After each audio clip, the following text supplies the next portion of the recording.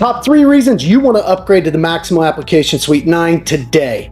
Number 1, field workforce management. The scheduler and dispatching dashboard allows us to see a technician's planned route for the day. Now we've added in the ability for the mobile device to actually be seen live what the location is, and also we can assign dispatch work, and then they can actually either accept or reject it while in the field.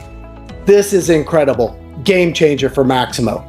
Number 2, work order intelligence, infusing AI back into the core of the product. Things like the product trying to predict what a problem code is. We start to combine that with some of the improvements in health, like the mean time between failure, improved calculations, and the bad actors, what assets are causing unplanned downtime, what are our high costs. These tools all come together out of box to help organizations quickly start to perform better.